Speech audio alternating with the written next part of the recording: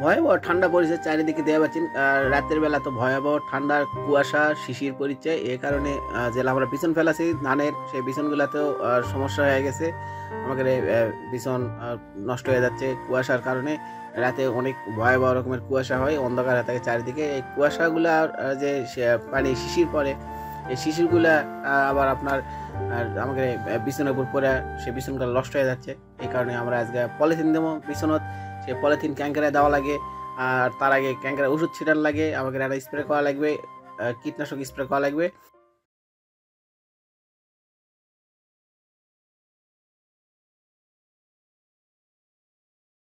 যারা আমাদের চ্যানেল গ্রাম্য জীবনায়ন জীবনযাপনে নতুন, প্লিজ সাবস্ক্রাইব করে থাকুন আমাদের চ্যানেল, আর বেল আইকনটা ঠোকা দেখুন, যাতে আমরা কোনো নতুন ভিডিও দিলেই আপনি পেয়ে যান সবার আগে আপনি দেখে ফেলবেন আমাদের ভিডিও। তো যারা সাবস্ক্রাইব করে ফেলতেছেন ইতিমধ্যে, তারা তো অনেক অনেক ধন্যবাদ, অনেক অনেক ভালোবাসা। চলেন শুরু করে যাক আজকে আমাদের নতুন ভিডিও। দেখে পাচ্ছেন আমরা যারা বিছন ফেলাছেন, ধানের বিছন ফেলাছেন, আর এই বিছনগুলো ক্যাঙ্কা হচ্ছে, কেবল কুশি বাড়াচ্ছে। এগুলা ফেলানো হচ্ছে আর এতদিন আরো বড় হয়ে গেল হয়নি, কিন্তু বৈরী আবহাওয়ার কারণে এলা বিছন বড় হওয়া পারিচ্ছে না। তো আমাকে আজকে কিছু স্প্রে করা লাগবে, যেটা কলাম স্প্রে করা লাগবে। এই দেখে পাচ্ছেন ছত্রাকনাশক কিছু দেওয়া লাগবে, ওষুধ। এই যে দেখেন কুশি বাড়াচ্ছে কেবল, ধান কিছু নষ্ট হয়ে গেছে। এলা কুয়াশা পড়িতে রাতের বেলা খুব গাঢ় কুয়াশা পড়ে, যেগুলা বিছানার জন্য খুবই ক্ষতিকর। এলা ক্ষতি হয়ে যায়, নষ্ট হয়ে যায়। অনেকের বিছানা নষ্ট হয়ে গেছে। বিছন নষ্ট হওয়ার কারণে হয়তো সামনে আবাদেও একটা সমস্যা হবে। তো এবার ধান লাগাতেও আমাকে দেরি হয়ে যাবে, এ কারণে প্রস্তুতি নেওয়া লাগছে না, স্প্রে করা লাগবে। তারপরে আপনার পলিথিন দিয়ে ঢাকা দেওয়া লাগবে, আর কিছু ঔষধ বালাইনাশক দেওয়া লাগবে। আবহাওয়ার বদলের কারণে এগুলা নষ্ট হয়ে যাচ্ছে। এই যে আমরা স্প্রে করা শুরু করলো দেওয়া হচ্ছে। এখানে এটি দুই রকমের ধান আছে, এই পারে দেওয়া আছে আতপ ধান, আর এই পারে দেওয়া আছে সুবললতা ধানের বিছন। সাইডে আবার সর্ষার আবাদ হচ্ছে, দেখতে পাচ্ছেন আমরা স্প্রে করা করছি।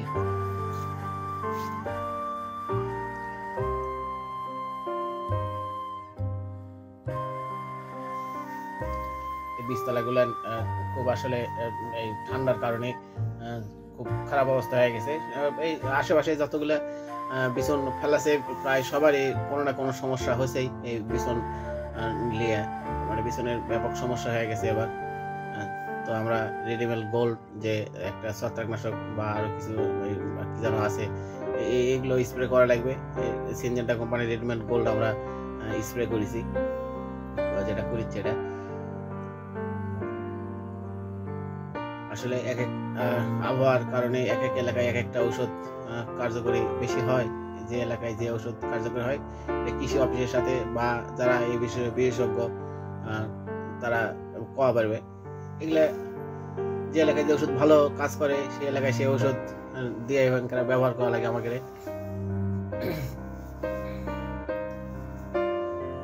জমি এবার সর্ষা আপনাকে দেখাচ্ছি, চারিদিকে সর্ষার আবাদ খুব ভালো হয়েছে।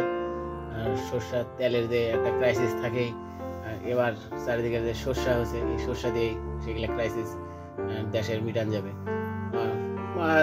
মেয়েটাতে মিটান যাবে এটা কোয়া ভুল, মিটান যাবে বেশ ভালোই ইয়ে করা যাবে। চাহিদা কিছু অংশে হলেও একটা সহায়তা করা যাবে। ঘরে ঘরে এবার জমি যারা আছে প্রায় জমিতেই সরষা লাগাছে। এই সরষাগুলা তেল ভাঙালে মনে করেন সেই বাড়ির আর তেল সয়াবিন বা পাম অয়েল এগুলো কিনা লাগবে না। তার একটা বছরের তেলের চাহিদা যেটা জমি থেকেই তুলে দিচ্ছে।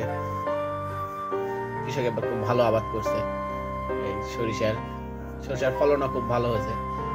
কিন্তু এই বীজতলা গুলা যারা বিছন ফালাছে ধানের, এই বিছন গুলো একটু সমস্যা হয়েছে। এই বিছনের শীতের কুয়াশার হারে বাড়ে না বেশি, তো এই কুয়াশার যে লিওর বা শিশির যারা পরে, এটার কারণে অনেক সময় সমস্যা হয়।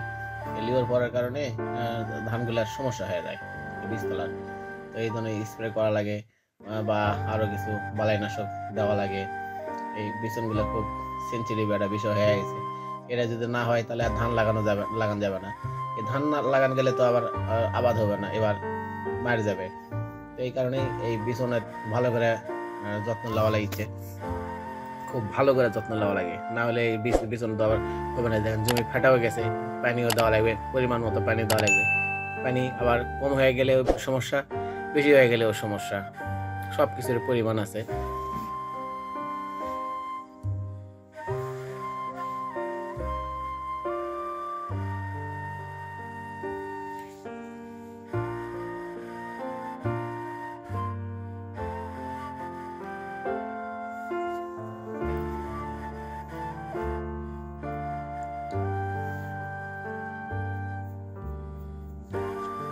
বীজতলা ফেলার জন্য আসলে জমি প্রস্তুত করা লাগে খুব ভালোভাবে প্রস্তুত না করলে আবার বীজতলা খুব ভালো হবে না। ভালো বীজে ভালো ফলন যেটা কোয়া হয়।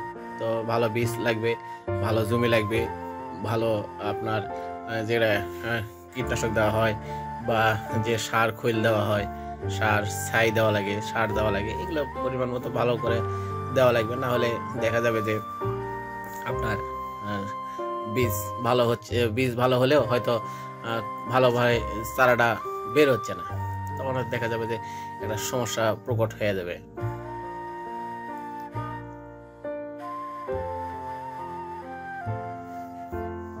এই কারণে ভালো বীজ, ভালো জমি, ভালো মাটি, ভালো সার, ভালো কীটনাশক, এই সব মিলাই একটা আসলে আবাদ হয়ে থাকে।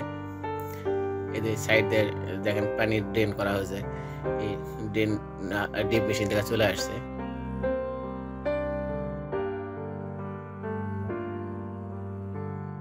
এই পলিথিন দিয়ে বিছানো হচ্ছে। পলিথিন বিছানোর যে কার্যক্রম এটা শুরু করা লাগবে, মানে আরো আগে, কিন্তু আমাকে এটা দেরি হয়ে গেছে। দেখতে দেখতে হয়তো কুয়াশা কমবে মনে করে কুয়াশা আর কমেনি, দিন দিন বাড়িচ্ছেই, যে কারণে একটা সমস্যা প্রকট আকার ধারণ করার মধ্যেই বলা যায়। তো যাক, কোনো রকমে রক্ষা করা যায় কিনা এখন সেই ফসলটা, এটাই এখন একটা টার্গেট করা লাগবে।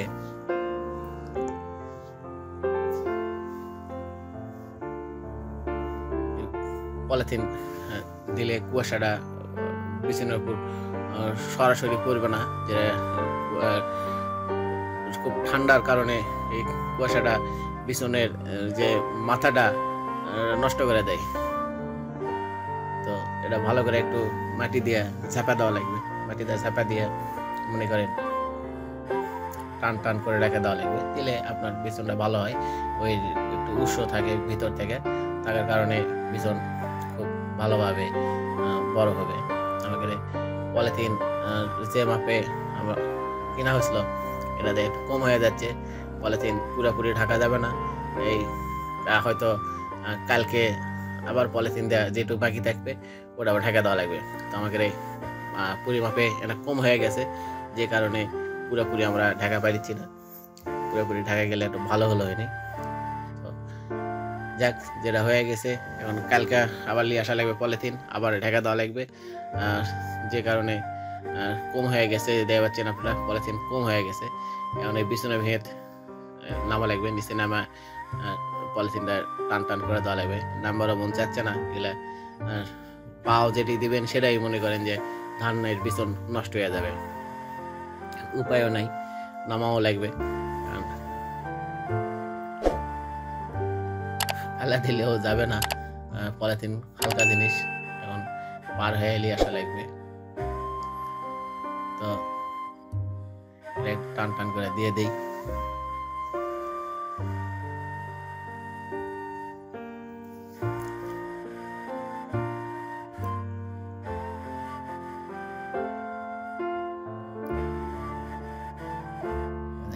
জমি কিছু ফাঁকা থেকে গেল, ফাঁকা জমি যেটা আছে এটা পলিথিন দিয়ে আবার নতুন করে কালকে ঢাকা দেওয়া লাগবে। আজকে আর হবে না, এখন বিকাল হয়ে গেছে, দেখা পাচ্ছেন যে চারিদিকে দূরে কুয়াশা ঝাপা আসছে, দেখা পাচ্ছেন আপনারা কুয়াশা দিয়ে চারিদিকে ঢাকা আসা শুরু হয়ে গেছে। সূর্য আছে, ওই যে দেখেন সূর্য দেখা যাচ্ছে, সূর্যর ফাঁকা দিয়ে সূর্য ঢাকা ফেলিচ্ছে কুয়াশা, তাহলে কি অবস্থা কুয়াশা করিচ্ছে। এগুলো বীজতলার জন্য খুব ক্ষতিকর, বীজতলাগুলো খুব সমস্যা হয়ে যায়। তো যে কারণে পলিথিনের অবস্থা বুঝে ব্যবস্থা নেওয়া লাগে, টান টান করে মাটি দেয়া চাপা দেয়া না ভরা দিয়ে রাখা লাগবে, না হলে আবার বাতাসে উড়ে চলে যাবে। বাতাসে যাতে উড়ে না যায় বা না একা বেঁকা না হয়ে যায়, এই কারণে পলিথিনটা চাপ দেয়া মাটি দেয়া ধোয়া হচ্ছে।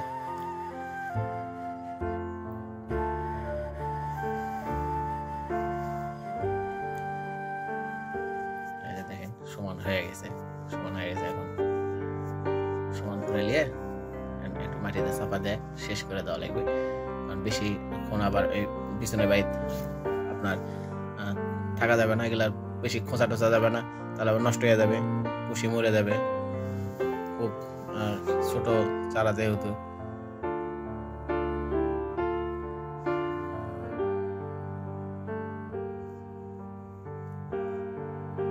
পাতলা জিনিস, পাতলা পলিথিন, যে কারণে সমান করতে দেরি হচ্ছে না।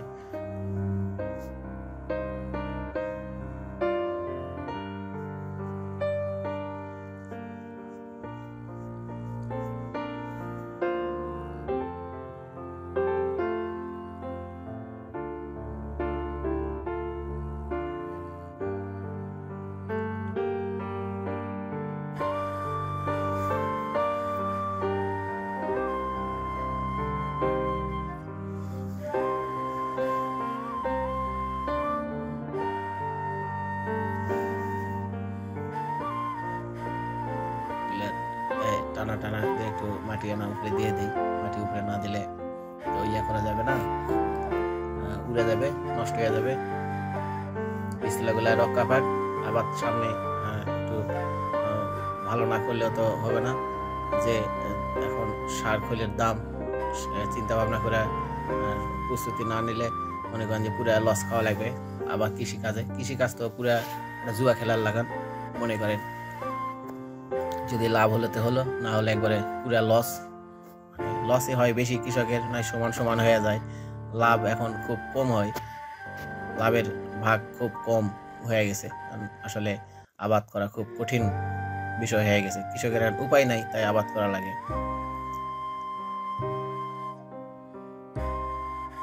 তো আপনারা দেখলেন এতক্ষণ আমাদের ভিডিও।